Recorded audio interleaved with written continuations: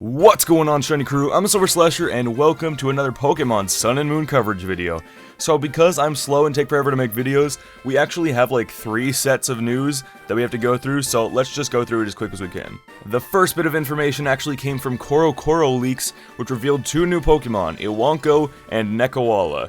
Nekawala is a normal-type little koala Pokemon with the new ability Definite Sleep, which is a really good ability that prevents it from being affected by any status other than sleep, so no paralysis, no poison, no burn, all that stuff. Iwanko is a rock-type puppy Pokemon and adorable. His 2 abilities are Keen Eye and Vital Spirit, and he has a little entry that came with him, which is, Iwanko looks cute but is really gutsy. No matter how much it gets beaten, it'll keep standing up to its enemies until it beats them. It greets people by pressing the rocks attached to its neck against them, which is kind of painful for the recipient. Its body is small, but it hides a secret.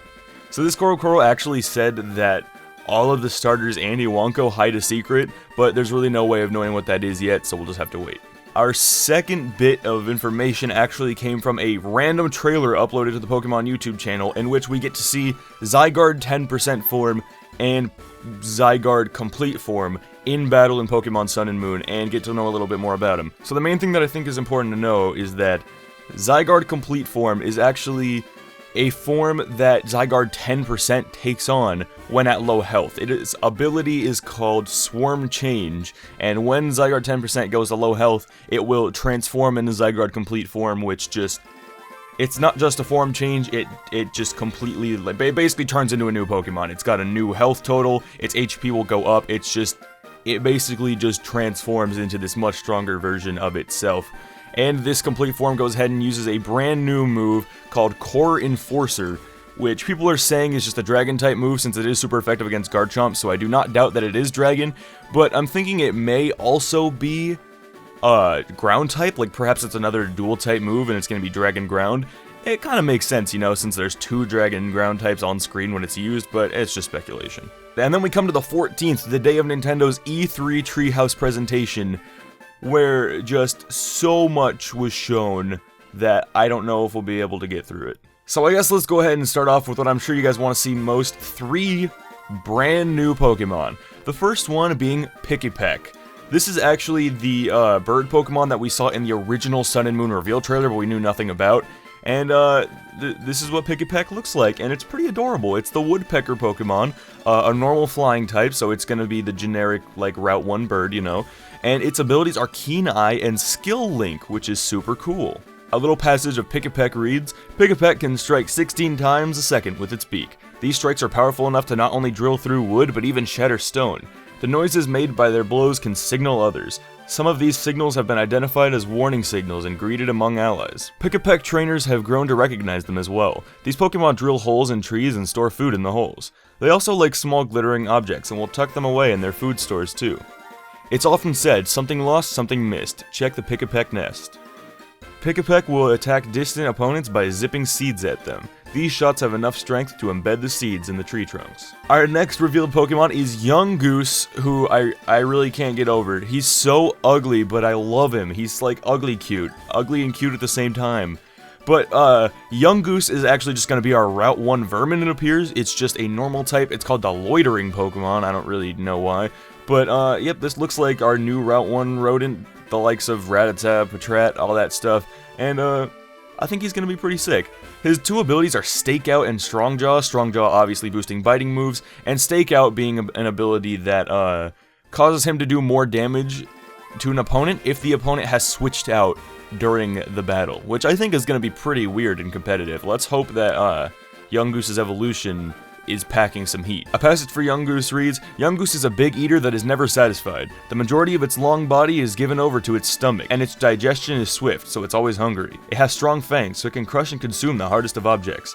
Each Young Goose chooses its own particular route for searching out prey. It stalks along this route searching for food until it's exhausted, at which point it drops and sleeps wherever it may be. It's thought that these Pokemon decide their routes based on safety, so that there's no risk of falling asleep at any time.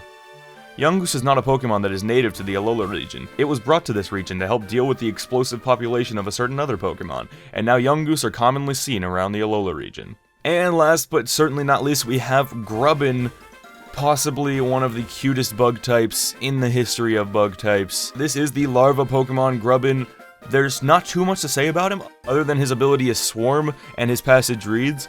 Grubbin relies on its sturdy jaw as a weapon in battle, as a tool for burrowing through the earth. Grubbin loves electricity, which is why it can be found near power plants and substations. By wrapping tree branches in the sticky threads that spew from its mouth, Grubbin can swing like an actor on suspension wires. So what this passage actually does is make me believe that Grubbin is probably going to be either Bug Steel, which we already know is a great typing despite the weakness to fire, or is going to be Bug Electric. We don't really know, but my guess is probably going to be Bug Steel. And I don't really know how to go about presenting the rest of the information because it was given in the form of the live stream Nintendo's Treehouse event as they commentated over it, so I'll just do my best here. So we actually do get to see our trainer walking along a route here, and this route, it looks great, but I feel like I've said this too many times about Alola. It looks barren, and I don't get why.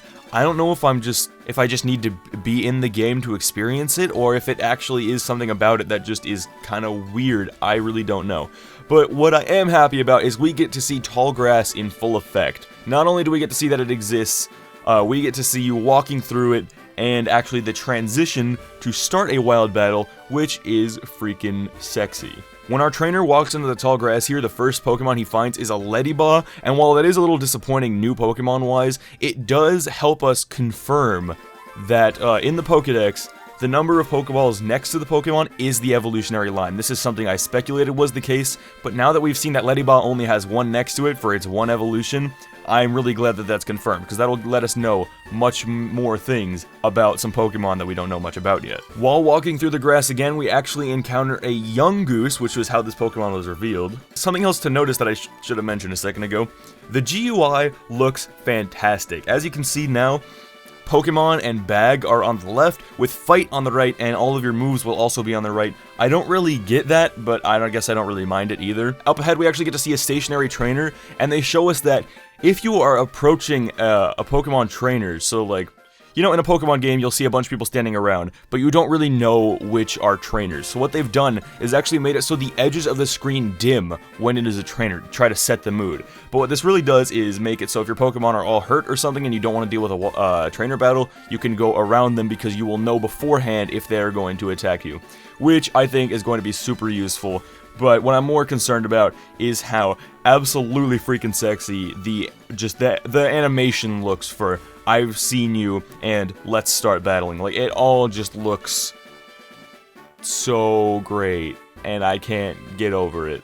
Something I'm very happy is confirmed here is that normal old basic trainers will be standing behind their Pokemon during the fights, not just your rival, which I am so glad to hear because that is amazing. As our trainer walks ahead, we can actually see that this is Route 1. After that, our trainer actually catches a Peck, and to the surprise of none, we can see that it has 2 evolutions. Once we arrive at the next town, Kukui goes ahead and tells us that it is a festival for Pokemon going on, and that you are gonna fight How, essentially. And there's really not too much to say about the battle with How. The music sounds good, the animations look good. What they do reveal, however, is that once you have fought a Pokemon in the past, then your move list during your next fight with them will tell you what moves are how effective. So as you can see, our trainer has fought How and his Litten before, so since Litten is in the Pokedex and we know it's just a fire type, it shows us on the bottom screen that Water Gun is super effective, and Pound is normal effective, and Disarming Voice is not very effective. Oh yeah, also Poplio learns Disarming Voice, which doesn't necessarily mean that it's fairy by any means, but that does provide maybe a little more of a, oh, this could turn into a fairy type, who knows.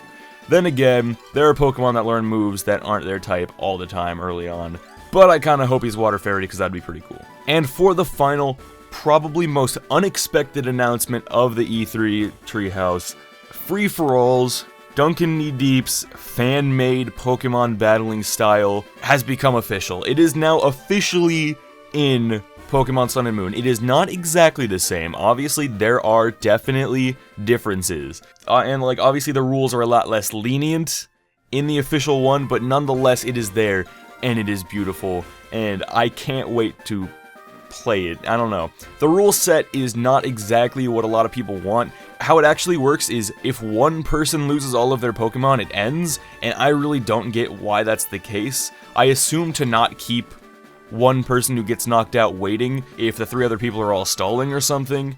But, I don't really know. I'm not a super big fan of that rule set, but honestly, how can I complain about free-for-alls being official? And that concludes the Pokemon Sun and Moon news just of recent time. This was originally just going to be the E3 news, and then I realized I never actually talked about the Zygarde news and the COROCORO leaks, so I just had to throw them in there at the beginning. So if you guys enjoyed, be sure to slash the like button down below and actually answer me this question down below in the comments, because it's something I've been wondering.